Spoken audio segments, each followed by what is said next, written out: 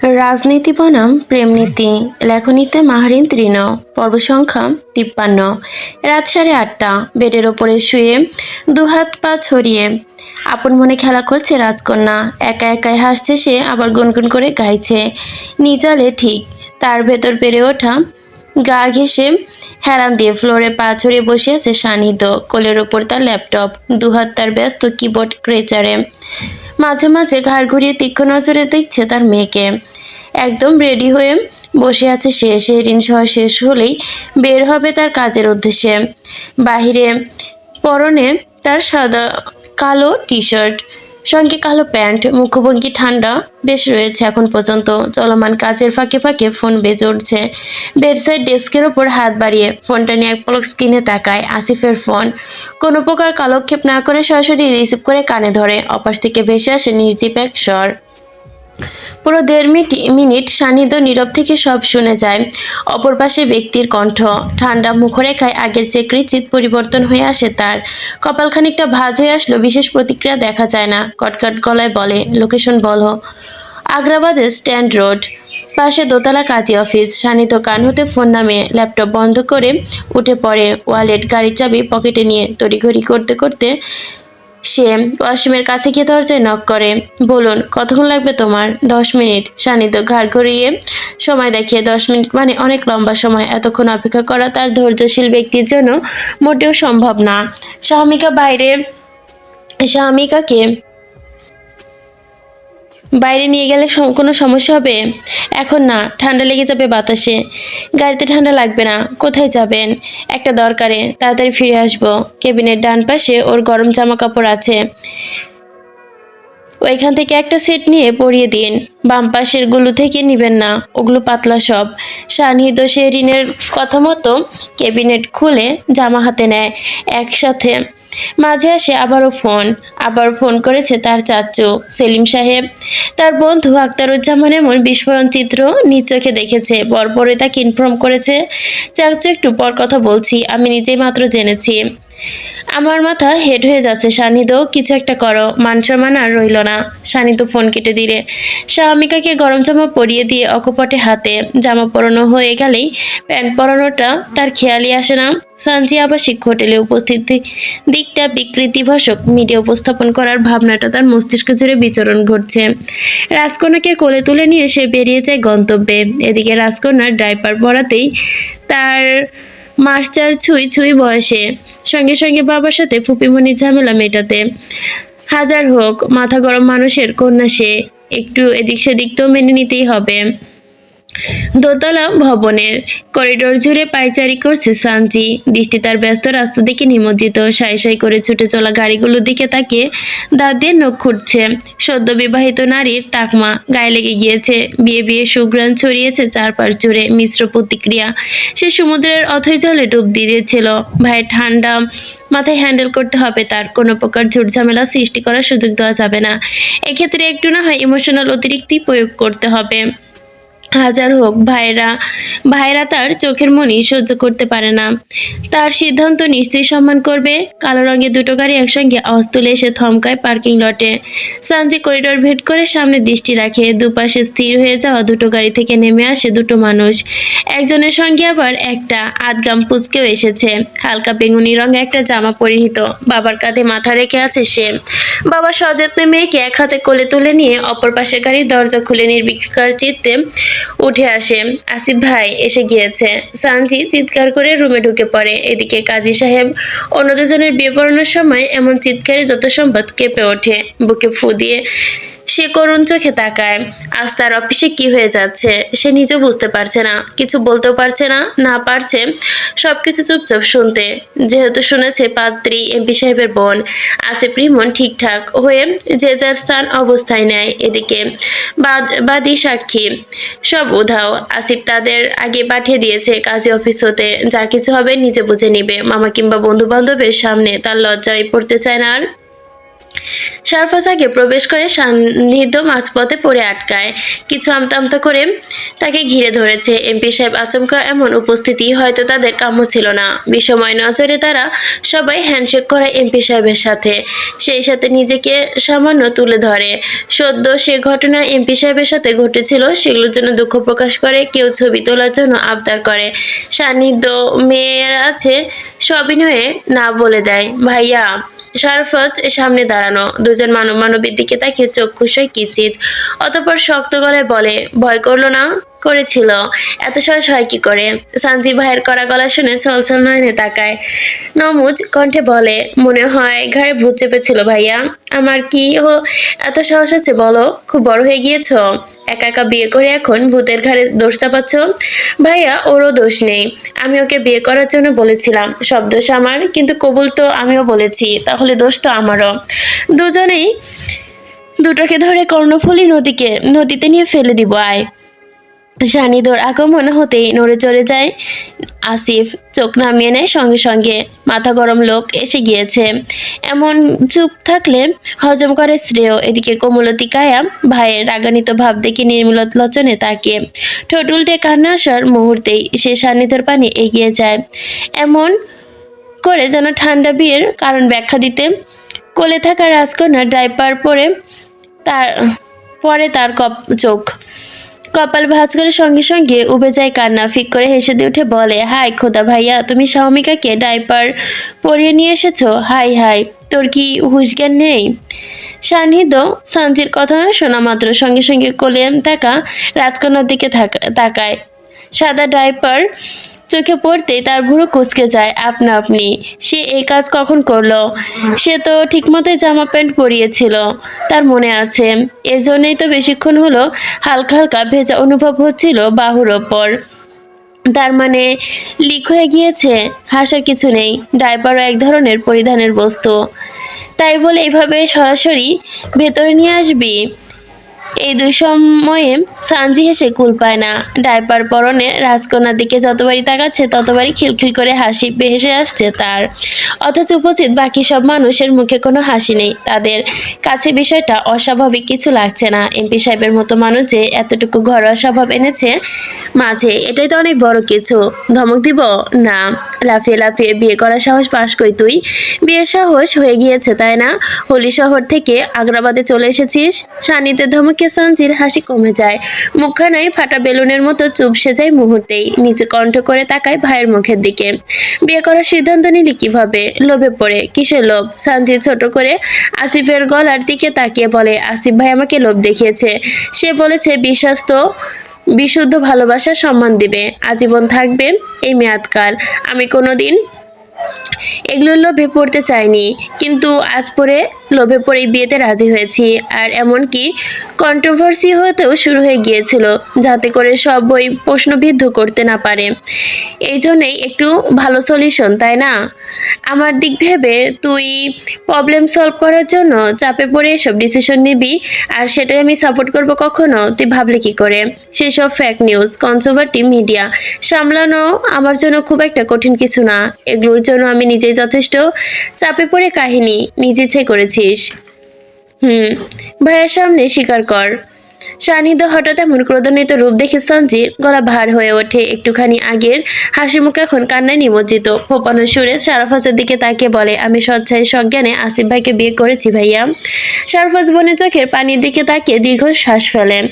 এই একটা জিনিসটাই যথেষ্ট তাকে কাবু করে ফেলার জন্য, একটুখানি হাত বাড়ানো না বাড়াতেই। সঞ্জি কেঁপে যায়, তবে বুকের মাঝে ধমকানো কান্নার সুর তুলে বলে, সরি, হয়েছে, আর কাঁদতে হবে না। সান্নিধ্য নিজেকে ধাতস্থ করে আসিফের দিকে এক নজর তাকিয়ে শারাফাতের দিকে দৃষ্টিপাত করে স্পষ্ট কণ্ঠে বলে, আসিফ আমার লোক, ওর সঙ্গে আমার কাজ, সময়সীমা 5 বছরের। মানুষ হিসেবে ও কেমন সেটা বলার প্রয়োজন বোধ করছি না। ওর মা বাবা নেই, যেহেতু আমার আন্ডারেও থাকে, তাই কিছুটা দায়িত্ব আমারও আছে। ধরতে পারিস আমি ওর গার্ডিয়ান বা এমন কিছু। বোনের সাইডটা আমি কিছু সেকেন্ডের জন্য অফ রেখে আসিফের হয়ে তোর কাছে বলছি, ভাইয়া ভরসা করতে পারবি ওকে? সানজির জন্য ঠিকঠাক। তুই আসিফ তুই আসিফকে কিভাবে বিচার করিস? আমি ওকে বিচার করতে পারি না। আমার জন্য ও সেই অপশন ডাকেনি। নিজের লোক বলে আমি কখনো ওর কোনো প্রশংসা করব না, কারণ বোন আমারও। ও স্বইচ্ছায় সজ্ঞানে যেহেতু বিয়ে করেছে, সেক্ষেত্রে আমি দ্বিতীয় কোনো কথা বলতে পারছি না। সেই রাইট আমার নেই। আমি জাস্ট তোর থেকে শুনতে চাইছি তোর কোনো আপত্তি আছে কিনা। আমি আমার বোনকে সুখী দেখতে চাই, যে কোনো মূল্যেই সুখী চাই। আসিফ এত বড় সিদ্ধান্ত যখন নিতে পেরেছে একা একা, তাহলে তাদের নিজস্ব স্বীকার করতেও হবে। আমাকে এই বিষয়ে নিশ্চয়তা দিতে হবে। আমি তার ইনকাম সোর্স, পজিশন কি আছে কি নেই সেটা দেখতে চাই না। সে কিভাবে আমার বোনকে সুখে রাখবে আমি সেটা দেখতে চাই। আসিফ সারফাজের দৃঢ় গলার বলা প্রতিটি কথা শুনে নিশ্চুপ শ্রবণ করে, অতঃপর মাথা উঁচু করে চোখে চোখ রেখে বিনিময় কণ্ঠ ভঙ্গিতে বলে, শান্ত গলায় বলে, আমি অধিক টাকা পয়সা দিতে হয়তো সুখ কিনতে পারবো না, কিন্তু আমি যা আছে তা দিয়ে সুখ তৈরি করে নিতে পারবো। আপনারা দুজন আমার কাছে অনেক সম্মানের ভাই, অনেক উঁচুতে আপনাদের স্থান। আমি চেষ্টা করব নিজের নেওয়া এই সিদ্ধান্ত সারা জীবন আগলে রাখতে। একটু ভরসা করে দেখুন। সারফাস এক হাত সানজির মাথায় রাখে, অপর হাত পকেট থেকে ফোন বের করে সানহিদের উদ্দেশ্য তাকিয়ে বলে, আমার কোনো আপত্তি নেই। সানজি যেখানে পূর্ণময় সেখানে আমার কোনো দ্বিরুক্তির সুযোগ নেই। বাট অপোসিয়েট ইউজ কোয়ালিটি নিজের দায়িত্ব তুলে নিয়েছে। চলমান মীমাংসায় এতক্ষণ ধরে চুপ থাকতে থাকতে হাঁপে ওঠে সাহমিকা। কাঁধ থেকে মুখ তুলে সে বাবার গলা খামচে ধরে ঠোঁট উল্টায়। দেখতে দেখতে ফুপিমনির মতো হুট করে সেও কান্না করে দেয়। সানজি সারাফাসের বুক হতে মুখ তোলে সাহমিকার কান্নার শব্দে। দুহাত চোখ মুছ এগিয়ে যায় সেদিকে, হাত বাড়িয়ে সানিদের কোল থেকে রাজকন্যাকে নিজের কোলে তুলে নেয়। অতঃপর কণ্ঠ ভারী করে বলে, ধমক দেওয়ার জন্য 1000 টাকা, আর তোর মেয়ের কান্না থামানোর জন্য এখন সেটার জন্য 1000 টাকা। টাইম টু টাইম পাই যেন। বিনা পয়সায় সানজি কোনো কাজ করে না। সানিদ কপাল কুঁচকে যায়, থমকে গলায় বলে, তোকে আবার আমি কখন ধমক দিয়েছিস? একটা ধমক হলো কিভাবে? অত শত জানি না। জরিমানা করা হয়েছে মানে দিতে হবে। নিজের পারিশ্রম উথাল পাতাল করা শেষে সানজি সহমিকাকে নিয়ে যায় করিডোরে। শানিত অবাক চোখে সারফাসের দিকে তাকায়। সারফাস কানে ফোন চেপে কণ্ঠে, ভাগ্য ভালো আমাকে জরিমানা করে নাই। শাহজাহান সাহেব ফোন ধরা মাত্রই সারফাস কণ্ঠ নামায়, ফোন লাউডস্পিকার রেখে নিমর্দনে বলে, হ্যালো বাবা, বলো। একটা বিশেষ ঘটনা ঘটে গিয়েছে। কোথায় তুমি? অগ্রাবাদে। কি বিশেষ ঘটনা? সারফাস লম্বা দম টেনে নিয়ে সুস্থির কণ্ঠে বলে, সানজি আসিফকে বিয়ে করেছে। ফোনের অপর পাশে শাহজাহান সাহেব খানিক সময়ের জন্য নীরব হয়ে যায়। এত বড় একটা সংবাদ হঠাৎ শোনার তার প্রতিক্রিয়া কেমন তা শানিত সারফাস দুজনই আন্দাজ করতে পারে। কিছুক্ষণ নীরবতা পালন শেষে অসন্তুষ্ট চিত্তে বলে, চমৎকার ছিল তোমার বিশেষ কথাটা, শুনে ভীষণ খুশি হলাম। তোমাদেরই তো বোন, তোমাদের মতো উদ্ভট কাজই তো সে করবে। তোমাদের দ্বারা তো স্বাভাবিক কোনো কাজ সম্ভব না। তুমি বিজনেস বাদ দিয়ে সারা জীবন এইসব বিচার সালিশ করেই যাবে। কোটি টাকার ডিল হাতছাড়া হয়ে যাক, তাতে তোমার কিছু যায় আসে না। তোমার ছোট ভাই তো আরেকজন, সে মারামারি হানাহানি জেল হাতে সে ঠুকবে আর বের হবে। পুলিশ আদালত বছরে 12 মাস পিছু লেগে যাবে তার। তোমার বোন হুট করে বিয়ে করে চমক দিবে, এটাই তো তোমাদের কাজ। খুব ভালো, খুব ভালো। আমার কিছু বলার নেই, যা খুশি করো তোমরা। শাহজাহান সাহেবের মুখের ওপর ফোন কেটে দেয়। তার রণমূর্তি সান্নিধ্য সারাফাজে নির্বিকার চিত্তে মেলে একে অপরের দিকে। 1 মিনিটে দুই ভাই বোন একেবারে ধুয়ে দিল তার পিতা সাহেব। শ্বশুরের মন জয় করতে বউ নিজেই শ্বশুরবাড়ি যাত্রা করো। সারফাজের কথা শুনে আসিফ অসহায় চাহনি মেলে সানিদের দিকে তাকায়। সানিদ দুহাত পকেটে ঢুকিয়ে নিশ্চিল ভঙ্গিতে বলে, আমার দিকে তাকিয়ে লাভ নেই। একা বিয়ে করেছো, একা একা এখন শ্বশুরকে হ্যান্ডেল করবে। আমি এসবের মধ্যে নেই। সুকনিবাস, রাত 11টা। ড্রয়িং রুম জুড়ে পিনপত নীরবতা। মধ্যসভায় বসে আছে শাহজাহান সাহেব, পাশে নাজনীন বেগম, ডান পাশে বসে আছে সারফাস তিথি, বাম পাশে সানিদ এবং সেলিম সাহেব। সানিদ ঘণ্টাখানেক আগে মধ্যরাস্তা অব্দি গিয়ে রিমনের কাছে মেয়েকে পাঠিয়ে দিয়েছে মায়ের কাছে। অপরদিকে শেহরিন মেয়ের ডাইপার পরিহাররত অবস্থায় দেখে ঘুরে বেরিয়ে আসার কাণ্ড কারখানা দেখে রেগে বশীভূত।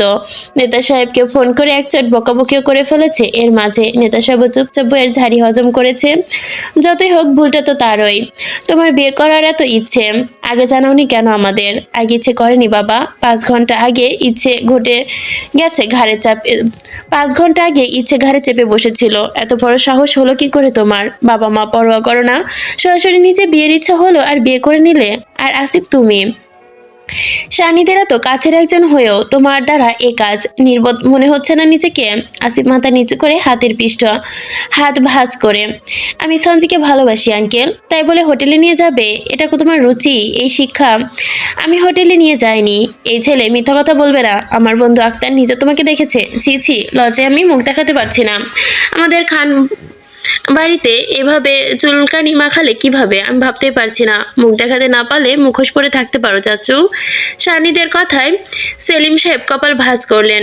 তোমার গা সাওয়া হয়ে গিয়েছে বলে তোমারও গা সাওয়াই যাবে। বুঝতে পারছো ব্যাপারটা কেমন হতে চলেছে? চুপ করে থাকো, যেটা জানো না সেটা নিয়ে কথা বলবে না। তোমার বন্ধু চট্টগ্রামে আসা থাকলেও হোটেলে গিয়ে কি করে? গড়বড় তো নিশ্চিত আছে। খাড়াও, খোঁজ লাগিয়ে দেখছি, এক্সপোজ করে দিচ্ছি সব। সেলিম সাহেবের মুখ আধারে, ঠোঁট কাটা ভাতিজার দিকে তাকিয়ে থাকে। শাহজাহান সাহেব বিরক্ত স্বর তুলে বলেন, আহা শানিদ, থামবে তুমি? আঙ্কেল, নাসিরের লোক সানজিকে আমি জানি, বলতে হবে না। আমার কথা সেটা না, কথা হলো তুমি কেন আমার মেয়েকে জোরপূর্বক বিয়ে করেছো? আঙ্কেল, জোরপূর্বক বিয়ে করিনি, ভালোবেসে বিয়ে করেছি। আমার মেয়ের জন্য তুমি কি নিজেকে উপযুক্ত মনে করো?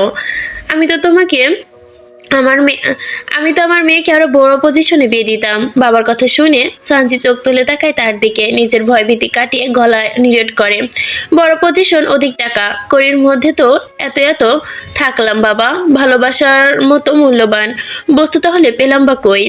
তুমি পারবে সার্ভাইভ করতে? মানুষ ভালোবাসা, যত্ন, সম্মান পেলে সব পারে। আমার তো এগুলোর অভাব ছিল। নতুন এক জীবনে পা রাখতে খুব বেশি সমস্যা হবে না। কিছুটা হলেও শিক্ষা আছে, খুব দরকার আছে, কাজে লাগাতে পারবো যে কোনোভাবে। সেলিম সাহেব চলমান কথার মাঝেই সানিদের দিকে তাকিয়ে হেলে আর চোখে, ভুল করছো তুমি আর সারফাজ। তোমাদের উচিত ছিল ছেলেটাকে বাড়িতে কিছু দিয়ে হেল্প করার, আর একটু বেশি স্বাবলম্বী করে ভাইজানের সামনে উপস্থিত করার, তাহলে এত কথা শুনতে হতো না। শানিত চুপচাপ দু হাতে বুকে ভাঁজ করে সামনের দিকে দৃষ্টি রাখে সবলীল কণ্ঠে বলে, আসিফের যা আছে সেটাই সানজি মেনে নিতে হবে। সম্পদ দিয়ে তাকে উপস্থাপন করা মানে অপমান করা। একটা স্বাবলম্বী ছেলে কখনো অন্যের অনুদান নিয়ে নিজেকে ছোট করে না। তার যতটুকু সামর্থ্য আছে সেটা দিয়েই ফুলফুলি করার চেষ্টা করে, আর এটাই হবে তার ভালোবাসার নমুনা। কিছুক্ষণ নীরবতা রয়ে যায় ড্রয়িং রুমে। শাহজাহান সাহেব দীর্ঘ শ্বাস ফেলে গভীর কণ্ঠে বলেন, তোমরা তাহলে কোনো আপত্তি নেই বলছো? না, আপত্তি নেই ভেবে বলছো তো? বাবা, বিয়ে হয়ে গিয়েছে আমাদের। ভাবা ভাবি আগে শেষ, এখন ভেবে আর কি বলবো? তোমার মাস্টার্স কমপ্লিট করতে তো 1 বছর লাগবে, তাই না? হ্যাঁ। শাহজাহান সাহেব উঠে দাঁড়ায়, মেরুদণ্ড সোজা করে টান টান দুভঙ্গিতে হাত ভাঁজ করে। ঠিক আছে, 1 বছর পরে তুমি শ্বশুরবাড়ি, তোমার হাজবেন্ডের বাড়ি যাবে, আর একটা বড় করে রিসেপশনের ব্যবস্থা করব। এর আগে কোথাও যাচ্ছ না তুমি? আসিফ শাহজাহানের সাহেবে একটু সিদ্ধান্তে ফ্যাকাশে মুখ করে তাকায়, নিচু কণ্ঠে বলে, আঙ্কেল, আমি আমার বউকে বিয়ে করার পরেও বাবার বাড়ি কিভাবে রাখি? আমার কি হবে? আসিফের কথায় শাহজাহান সাহেব বাদে উপস্থিত সবাই ঠোঁট চেপে হাসে। মিসেস নাজদিম মাথা নেড়ে দীর্ঘ শ্বাস ফেলে উঠে দাঁড়ায়। আসিফের দিকে তাকিয়ে বলে, তুমি আপাতত ঘর জামাই থাকবে বাবা, কোনো সমস্যা হবে না। একটাই তো বছর। আমি ঘর জামাই থাকবো না আন্টি, আমার পছন্দ না। তবে একটা বছর একদিনও কিন্তু বেশি রাখবো না। না, তা কি করে হয়? এখন তো তোমার স্ত্রী সে, তোমার তো অধিকার বেশি। সানজি মুখ টিপে মাথা নিচু করে হাসে, সুখে তার চোখে জল এসে হাজির। আসিফ ভাইয়ের মুখে আমার বউ, কথাটা শুনে আপ্লুত হয়েছে সে। ইস, এত মধুর কেন লাগছে, এত মিষ্টি কেন লাগছে। তার ইচ্ছে করছে দৌড়ে ওপরে চলে যেতে। যে রুমে ভালোবাসা হারিয়ে চিৎকার করে কেঁদেছিল, সেই রুমে গিয়ে ভালোবাসা পেয়ে আজ মন উজাড় করে সুখে কান্না করতে ইচ্ছে করছে। চোখ বন্ধ করে বুকে হাত রাখে সে, ঠোঁট নেড়ে বিড়বিড় করে, সানজি, বিশ্বাস ভালোবাসা দামি বস্তু হয় না, ভালোবাসা হয় অনুভব, ভালোবাসা হয় অনুরক্তিতে। রাত 3টা ছুঁই ছুঁই। চট্টগ্রামের ফটিকছড়ির গহন পাহাড়ি এলাকা, পরিত্যক্ত এক চা বাগান, সেখানে স্থায়ী বসবাস চোখে পড়া যায়। কারখানাটির চারপাশটায় কাঁটাতারে বেড়াতে, জঙ্গলে ঢাকা। অভ্যন্তরে কক্ষে একটাই কক্ষ, সেখানে এই সময় চা শুকানোর জন্য ব্যবহার হতো। সেখানে বন্দিশালায় বন্দি এক মানব। অন্ধকার দুগন্ধ কক্ষ, লোহার বাড়ি, চেয়ারে পায়ের ওপর পায়ে তুলে শিকল দিয়ে বাঁধা হয়েছে মোহিতকে। অর্ধ চৈতন্য অবস্থায় ঘাড় নিচু করে হেলে পড়ে আছে সে। গাড়ির ইঞ্জিন বন্ধ হওয়ার আওয়াজ কানে এসে পৌঁছাতে প্রথম প্রথম চমকে উঠল এই কয়েক মাসের অভ্যাস হয়ে গেছে এই আওয়াজ। জোরালো পায়ের আওয়াজ, সিঁড়ি বেয়ে উপরে উঠে আসছে একজন। কক্ষে দরজা খুলতেই স্যাঁতসেঁতে পচা গন্ধ বাতাসে মিশে যাচ্ছে। খানিক সেকেন্ড পেরোতেই মাথার ওপর ঝুলানো তারে হলুদ বাল্ব জ্বেলে ওঠে। ম্লান আলোতে মুহিত চোখে মুখে কুঁচকে ওপরের দিকে তোলে। চেনা পরিচিত সেই মানব, যাকে দেখে তার গত কয়েক মাস এই বন্দি অবস্থায়। কেমন আছো মুহিত?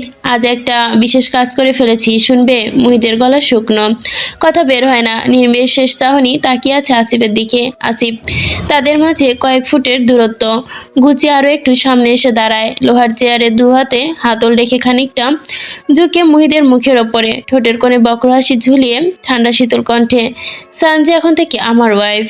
আমাদের বিয়ে হয়ে গিয়েছে, সেই খুশিতে আজ থেকে তোমার মুক্তি। মুহিত সানজির বিয়ের কথা শুনে নীরব থাকলেও নিজের মুক্তির কথা শুনে নড়েচড়ে ওঠে।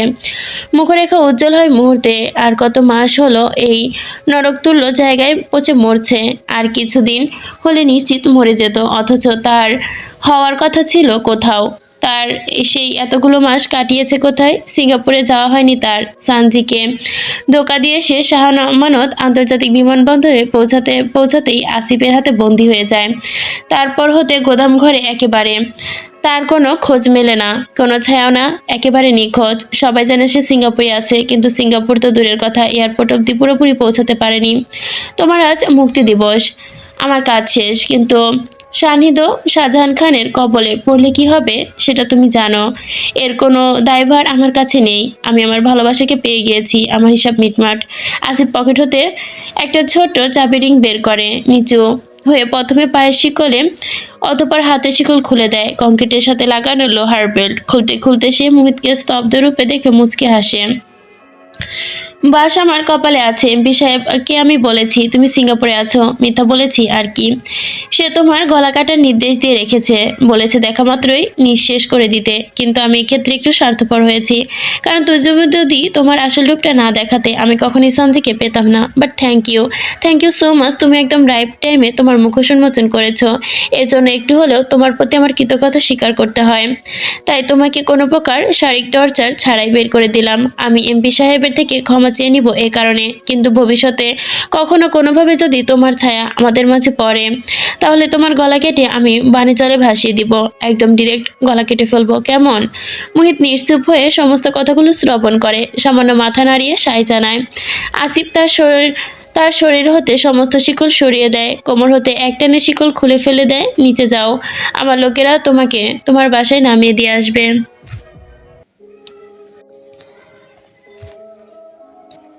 সময় এক অদৃশ্য নদী, যার স্রোতে ভাসমান মানুষ প্রজাপতি। এক বসন্তের পলাশ রঙ্গনী তীর ছেড়ে যাচ্ছে যেন। বসন্তের এই আগমন প্রত্যেকটা মানুষ এর মাধ্যমে বছর পার হয়ে গিয়েছে নিমিষে। নতুন সুরে, নতুন ভাবে উন্মাদনা আবারও মেতে উঠেছে প্রকৃতি। লাল টুকটুকে কৃষ্ণচূড়ার সমারোহ ধারা দিয়ে যাচ্ছে প্রকৃতিতে। চিরল সবুজ পাতায় ঠাঁই মিলেছে কোনো মতো। সকাল সকাল পাখির কলকাকলির সুরের সঙ্গে ভেসে আসছে মিষ্টি একখানা সুর। বাবা, বাবা, বাবা, আসছি মা। বাবা আতো, বাবা শেহরিনকে নাও। ওয়াশরুমের দরজা পৃষ্ঠে অবনত নখ রাখার শব্দ পেতে আসছে বারবি ডলে ছবি আঁকা টি শার্ট সঙ্গে ডেনিম শার্ট পরনে টুকটুকে একটি রাজকন্যা ঠায় দাঁড়িয়ে আছে সেই কাজ সম্পাদন করতে এক চিত্তে। মাথা ভর্তি চুল, তার কাজ ছুঁই ছুঁই, গোলাপি ঠোঁটে চকলেট শেড ছড়িয়ে গাল পর্যন্ত পৌঁছে গিয়েছে।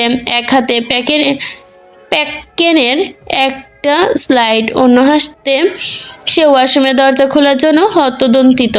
কারণ এটাই, ভেতরে বাবা। বাবা তাকে সঙ্গে না নিয়ে একা একা শাওয়ার নিচ্ছে, যা সাবেক এমপি সাহেবের রাজকন্যার পক্ষে মেনে নেওয়া অসম্ভব।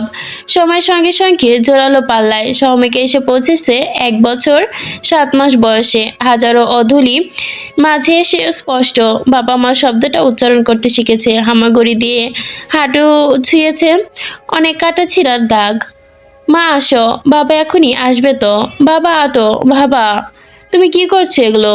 শেহরিন কিচেন হতে ব্যস্ত পায়ে কক্ষে এসে শাহামিকাকে নিয়ে যাওয়ার চেষ্টা করে। হাতে তার এখনো আটার গুঁড়ো লেগে আছে। সকালের নাস্তাতে রুটি আর সবজি তৈরি করেছে।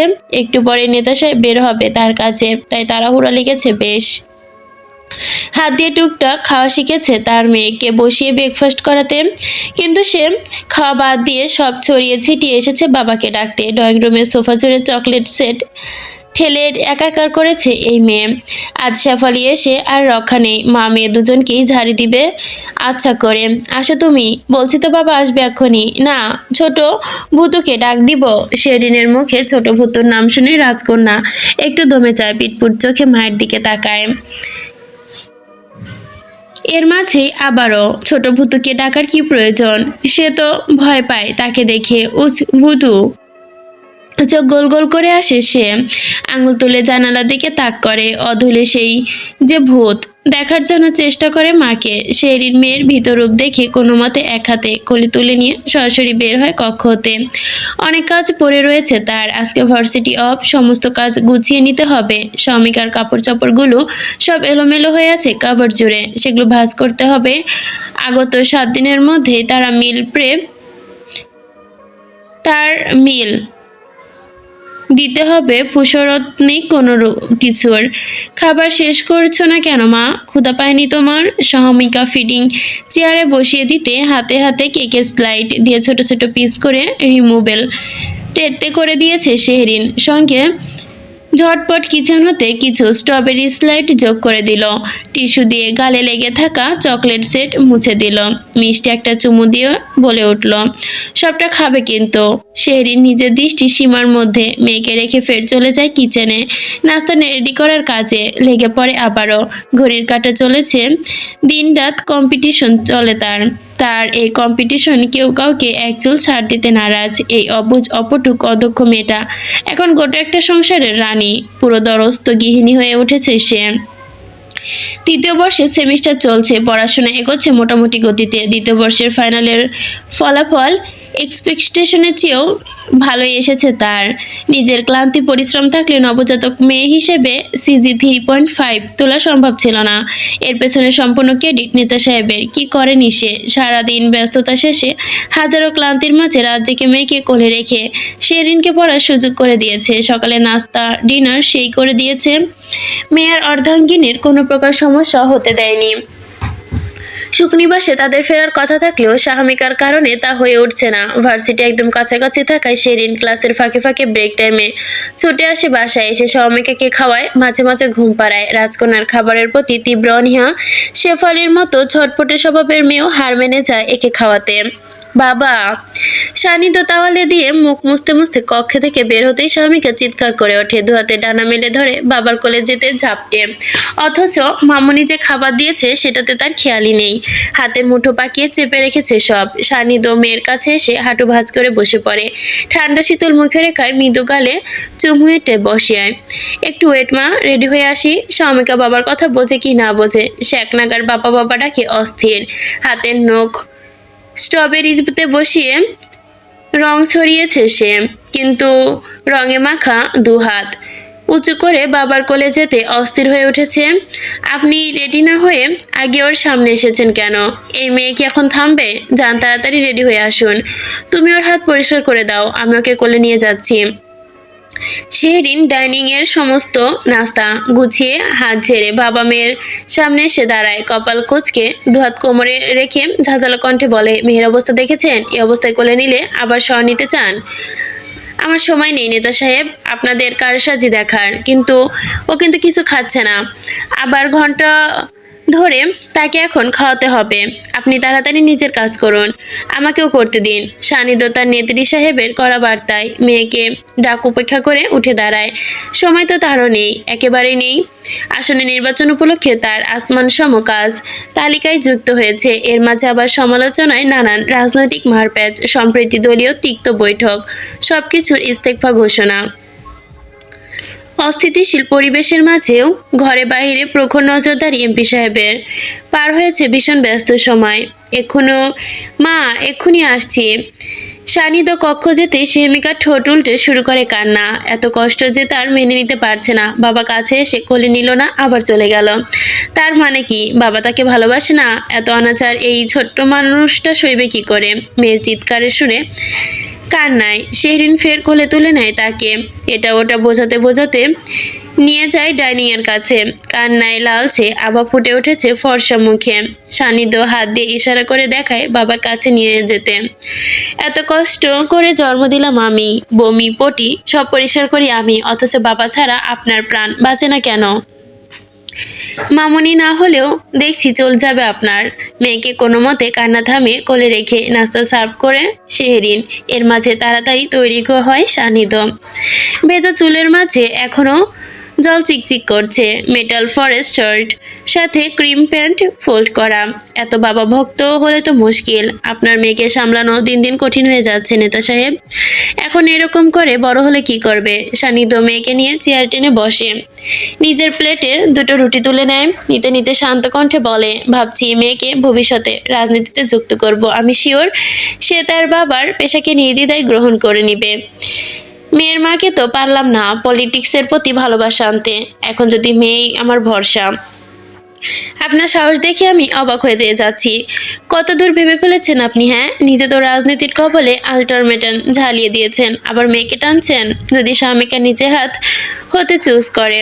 শেহরিন তৈরি করে রাখা ওয়ার্ডস নিয়ে মুখোমুখি চেয়ার টেনে বসে। মেয়ের মুখে এক স্পুন তুলে দেওয়ার চেষ্টা করতে করতে বলে, ওর চয়েস লিস্ট থেকে পলিটিক্স ওয়ার্ডটা মুছে ফেলে দিব, একদম রিমুভ করে। দরকার হলে সে মায়ের মধ্যে ইঞ্জিনিয়ারিং পড়বে, তবু পলিটিক্স না। ছোট থেকে ওকে আমি পলিটিক্স থেকে ইউটার্ন নেওয়া শেখাবো। সান্নিধ্য রুটির ভাজে সবজি নিয়ে খাওয়ার আগে প্রথমে শেহরিনের মুখে তুলে দেয়, ঠোঁটের কোণে কিচিৎ হাসি বজায় রেখে। জোর যার রাজত্ব তার, কথাটা সত্যতা পাচ্ছি তাহলে। জোরা দেখাতে পারি কই? শেহরিনের কথা বলতেই সে এই কথা বললে পাপ হবে শেহরিন। তুমি ফোনে যেভাবে ধমকাধমকি করো আমাকে, সবাই ভাবে তুমি ভীষণ রাগী, আর আমি তোমাকে ভয় পাই। ভয় পান না আমাকে দেখে? শেহরিন সরু চোখে চাহনি দেখে সান্নিধ্য খেতে খেতে মাথা নাড়িয়ে সায় জানায়, একটু তো পাই, একটু, একটু থেকেও একটু বেশি। ভয় পাওয়া ভালো, অথচ দেখো সবাই আমার আড়ালে বলে আমি রাগী, আমার মাথা গরম, তার ছেঁড়া তার কাটা। আমার মতো নিরীহ মানুষ কেমন অপবাদ দেওয়া কি উচিত? শেহরিন চোখ ঘুরিয়ে দীর্ঘ শ্বাস ফেলে, কিচিৎ ঠোঁট উল্টে, ঠিক বেঠিক যার মার টার খায় আপনার হাতে, তার থেকে জেনে বলতে হবে নেতা সাহেব কেমন। তাছাড়া এভাবে আপনাকে নিরীহ বলাটা অনুচিত। আল্লাহ না করুক কেউ যেন কোনোদিন জানতে না পারে আমার বইয়ের অবস্থান আমার বিপক্ষে। জানলে কি হবে? গৃহযুদ্ধ ঘটানোর সম্ভাবনা থাকবে। পরিস্থিতি আলোচনা সমালোচনা, তর্ক বিতর্ক, যুক্তি, দুটোরই অবস্থান দুই মেরুতে। আর এসবের মাঝে পড়ে গিয়েছে বেচারা সাহমিকা। এই বড় হয়ে বাবা নাকি মা, কার পক্ষ নিবে সে? কপত কপতি ডাইনিং টক শো, এর ফাঁকে ফাঁকে চলমান তাদের খাওয়া দাওয়ার পর্ব। শেহরিন খাইয়ে দিতে থাকে মেয়েকে, আর তাকে খাইয়ে দিতে থাকে তার নেতা সাহেব। বসন্তের সাথে সাথে নতুন নির্বাচনের সূচনার হাওয়া লাগতে শুরু করেছে। জাতীয় সংসদ নির্বাচনে আর মাত্র 2 মাস বাকি। রাজনৈতিক দলগুলো তাদের প্রার্থী ঘোষণা করতে শুরু করেছে ইতিমধ্যেই। চট্টগ্রাম জেলা নির্বাচনে অফিসের অবস্থা অসাংঘাতিক জনতা নিয়ে। স্বতন্ত্র প্রার্থী হয়ে লড়ার মতো কঠিন কাজে অংশগ্রহণ করেছে হঠাৎ এমন সিদ্ধান্ত নেওয়ায় নৈষ্পন্ন হচ্ছে অনেকেই। সম্পূর্ণ নিজস্ব সিদ্ধান্তের উপর ভিত্তি করে স্বতন্ত্র প্রার্থী হিসেবে নির্বাচনে অংশগ্রহণ করছি, এর পেছনে বিশেষ কোনো কারণ নেই, বলল নেতা সাহেব। দলীয় জোটের সাথে কি কোনো অসঙ্গতি সৃষ্টি হয়েছে? না, খালাসপার সঙ্গে সঙ্গে বিপদ হতে ইস্তফা দিয়েছেন। কিছুটা হলেও কি দলীয় জোটের বিরুদ্ধে চলছেন? দলের সঙ্গে চলতে হবে এমন কি কোনো কথা সংবিধানে উল্লেখ ছিল? প্রশ্নকারী সাংবাদিক থেমে যায়। পাশ থেকে অপর সাংবাদিক তৎক্ষণাৎ প্রশ্ন করে, স্যার এই স্বতন্ত্র প্রার্থী হিসেবে কি চাপ অনুভব করছেন না? সান্নিধ্য ঠোঁটের কোণে সূক্ষ্ম হাসি বজায় রেখে শান্ত গলায় জবাব দেয়, কাজে চাপ থাকাটাই স্বাভাবিক। নির্বাচন মাঠে জয়ের ব্যাপারটা কতটা আশাবাদী? নির্বাচনের আগের দিন অ্যাকচুয়াল উত্তরটা দিতে পারবো, মাত্র তো শুরু। দেখা যাক জয়ের ব্যাপারটা কতটা আশাবাদী হতে পারি। আপনার প্রতিপক্ষ নাসির চৌধুরী কিভাবে নিচ্ছেন তাকে? তিনি তো বর্তমানে বেশ উন্নয়নমূলক কাজে নিজেকে নিয়োজিত করেছে, জনগণের কাছে পৌঁছে গিয়েছে। প্রতিপক্ষের মতো করেই নেওয়া উচিত। আর তিনি তো ভালো কাজই করেছে। জনগণের কাছে পৌঁছানোটাই তো একটা রাজনৈতিক নেতার আসল বৈশিষ্ট্য। আজ থেকে শুরু হলো আমাদের নতুন যাত্রা। আপনাদের ভোট মাইন্ডেডটার কখনো বৃথা যেতে দিব না। 2 মাসের কৌশল র্যাপ ম্যাট তৈরি হয়েছে, যার প্রথম 30 দিনের মধ্যে কোর কমিটির গঠন গড়েছে সান্নিধ্য, যেখানে স্থান পেয়েছে তার সবচেয়ে বিশ্বস্ত সমর্থকেরা। ক্যালেন্ডার চলছে মার্চ মাসের মাঝামাঝি সময়, প্রকৃতি গরমে দাবদাহ। একপাশে চলছে মাইক্রোফোনে স্টেজের শব্দ, সেই সাথে মাঠ জুড়ে হাজার হাজার মানুষের গুঞ্জন। সাংবাদিক সহ স্থানীয় টিভি চ্যানেল ক্যামেরা ট্রপিক্স বসিয়ে রেডি করে রাখা। ঠিক 3:20-এ দুটো সাদা গাড়ি, ল্যাক্স ক্রুজার সহ একাধিক গাড়ি এসে প্রবেশ করে মাঠে। জনসমর্থনের ভিড় ধীরে ধীরে উপচে পড়ে মঞ্চের সামনে। সাংবাদিক সহ টিভি চ্যানেলের বিভিন্ন লোক ঠিক 3টা বাজে উপস্থিত হয়েছিল এইখানে। গাড়ির চারপাশটা ঘিরে রেখেছে ব্যক্তিগত সুরক্ষা দল। গাড়ি থামতেই বের হয়ে আসে সান্নিধ্য, সর্বদা সময়ের মতোই পরনে সাদা পায়জামা পাঞ্জাবি, চোখে তার কালো প্রেমের সানগ্লাস। আসিফ রিমন আগে হতেই মঞ্চের দিকটা চলে যায়। সান্নিধ্যর সঙ্গে থাকা আব্রাহাম সহ ব্যক্তিগত আরো কিছু সহকারী তাকে ঘিরে ধরে মঞ্চের দিকে এগিয়ে যায়। দীপ্ত মঞ্চে উঠে সান্নিধ্য এক হাতে শুভেচ্ছা জানায় উপস্থিত সকলকে। আনুষ্ঠানিক বক্তব্যে সব কার্যকলাপ শেষ করে। বিকাল 4টা ছুঁই ছুঁই হতে ইশতেহার ঘোষণা দেওয়ায় মাইক্রোফোনের নিকটে আসে সান্নিধ্য। চোখ হতে সানগ্লাস খুলে বলা শুরু করে। পুরো মাঠ নিস্তব্ধ হয়ে যায়। আমি আপনাদের সামনে হাজির হয়েছি একটি অঙ্গীকারনামা নিয়ে। এটি নির্বাচনের ইশতেহার নয়, এটি আপনাদের সাথে একটি বিশেষ চুক্তি। ফটিকছড়ির সম্মানিত ভাই ও বোনেরা, আপনারা আমার পরিবারের মতো। আপনাদের জন্য আমি আজ আবারও এই ময়দানে। আমি জানি হারায়নি, কষ্ট হয়নি, তাই নির্বাচনে হলেও প্রথম 3 মাসের মধ্যে ফটিকছড়ি একটি ন্যায় বিচার ও আইন সহায়তার সেল তৈরি করব। যে কোনো নিরীহ মানুষ যেন বিনামূল্যে আইনি পরামর্শ পায়, তার নির্দেশনা দিব ইনশাল্লাহ। প্রতি 6 মাসে একবার করে আমি আপনাদের সামনে দাঁড়াবো। আপনারা আমাকে প্রশ্ন করবেন, আমি জবাব দেব। আমরা আমাদের মাটিকে বাঁচাবো, অবৈধ ঢিলা কাটা, বনাঞ্চল ধ্বংস করা বন্ধ করব। আমাদের বনাঞ্চলকে বাঁচাবো, গ্রিন ট্রাক ফোর্স গঠন করব। অনেক প্রত্যক্ষ এলাকায় এখন রাস্তা পৌঁছায়নি। আগামী 3 বছরের মধ্যে তার নিরবচ্ছিন্ন যোগাযোগ তৈরি করে দিব। আশা করি এটা আমাদের কাছে সুস্পষ্ট উদাহরণ হিসেবে থেকে যাবে। যুব সমাজের স্থায়ীভাবে কাজের সুযোগ করতে হলে একটি কারিগরি প্রশিক্ষণ দরকার, যা আমি তৈরি করতে চাই, যা স্থায়ী শিল্প ও কৃষি চাহিদা মেটাবে। ক্রমান্বয়ে ইশতেহার পাঠ করতে থাকে সান্নিধ্য। মুখে তার সকল বিষয়বস্তু একের পর এক ভুলির মতো ছুটতে থাকে। সন্ধ্যার চাদর গাঢ় হয়ে ধরণীতে ঢলে পড়ে রাত, আবছা অন্ধকার। শেহরিন ঠোঁটে আচমকা হাসি প্রচারিত হয়। মিডিয়ায় খবর চ্যানেলে এই খবরগুলো প্রচলিত হচ্ছে, আর তা সে বসে বসে দেখছিল।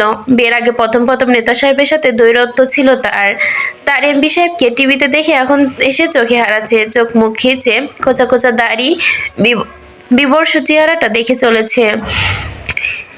কেন, কি কারণে এমন হয়েছিল তখন তো সে উত্তর অজানা ছিল, কিন্তু এখন ঠিকই তার জানা। নেতা সাহেব জেলাসি। টিভি সাউন্ড লো করে রেখে নিজ মনে বিড়বিড় করছে শেহরিন। সময় দ্রুত চলাচ্ছে। এই তো সেদিন সিআরবি এলাকায় বটের ধারে চায়ের দোকানে নেতা সাহেবের সাথে তার পরিচয় হলো, আর আজ সে তার অস্তিত্বের বুকে রেখে ঘুম পাড়াচ্ছে। কি অদ্ভুত ভাবনা বিলাসিতায় ভাবনার সমাপ্তি ঘটে ফোনের ভাইব্রেটে। টিভি অফ করে দিয়ে বাড়িয়ে ফোনটি নেয়। ফোনের স্ক্রিনে নেতা সাহেবের কল। হ্যালো, কি করছো? আপনার মেয়েকে ঘুম পাড়াচ্ছি। ঘুমিয়েছে? এই তো ঘুমালো। সব ঠিকঠাক? ঠিকঠাক।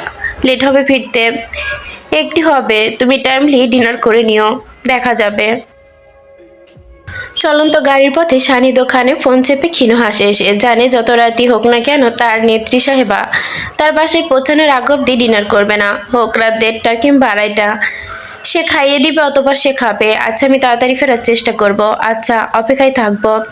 সারাদিন নির্বাচনী সভা, হ্যাকশেক, জয়ধ্বনি শেষে এমপি সাহেব এখন ফিরল তার কার্যালয়। জরুরি মিটিং রয়েছে দলীয় কমিটির সাথে। ক্লান্তি ভরা 2 চোখ জানালার বাইরে নিবদ্ধ।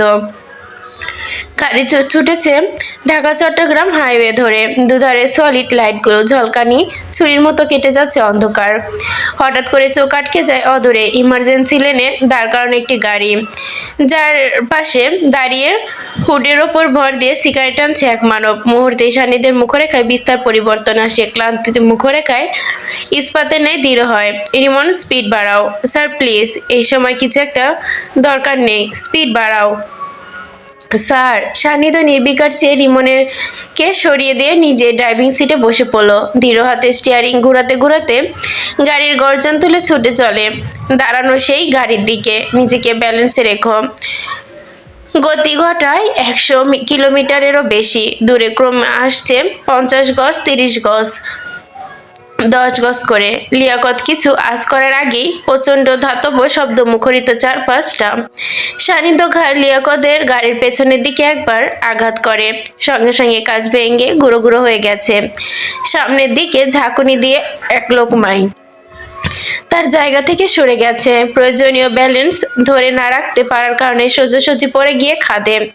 সান্নিধ্য কোনো ফ্ল্যাশব্যাক ছাড়াই দক্ষতায় স্টিয়ারিং ঘুরিয়ে জেনারেটর করে নেয়, সেই সাথে নেয় ওভার স্পিডে ইউটার্ন। উদ্দেশ্য সফল। অনেক দিনের মনোবাসনা পূর্ণ হয়েছে। এই লিয়াকত তার অন্তঃসত্ত্বা স্ত্রীর ওপর অ্যাটাক করেছিল, অ্যাপার্টমেন্ট অবধি পা বাড়িয়েছিল, তার বোনকে হয়রানি করেছিল।